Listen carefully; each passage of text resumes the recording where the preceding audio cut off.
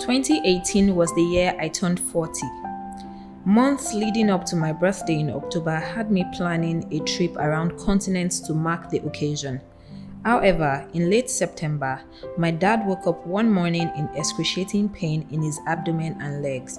He could not walk and had to be rushed to the hospital. Upon examination, it was discovered that my dad's prostate was enlarged and his prostate-specific antigen was very, very high. My sister and I contacted the urologist who sent my dad for several tests. During one of our conversations with him, he informed my sister and I that my dad had prostate cancer which had spread and that there was nothing that could be done for my dad but palliative treatment to improve the quality of his life. This news was heartbreaking. I was a mess. My dad and I are very close. I could not comprehend what was going on. My dad is a very active person and always on the go. Hearing this and seeing him in such pain was literally heart-wrenching.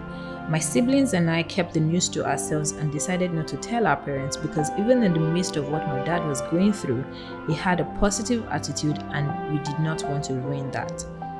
This was really a trying period. I could not eat, I could not sleep, I was always crying, even at work, and of course I cancelled my birthday plans. My dad was still undergoing several tests, and before one particular test, the church held a night of increase which I attended.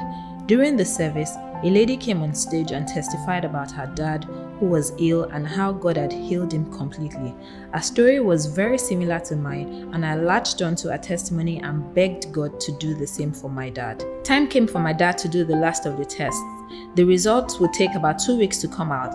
After 2 weeks, the results were not out. We got in touch with the doctor who informed us that they were still running the tests. It took another 2 weeks before the result eventually came out. The doctor told us in amazement that no cancer was found in my dad. His prostate was still enlarged, his PSA was still high, but no cancer was found.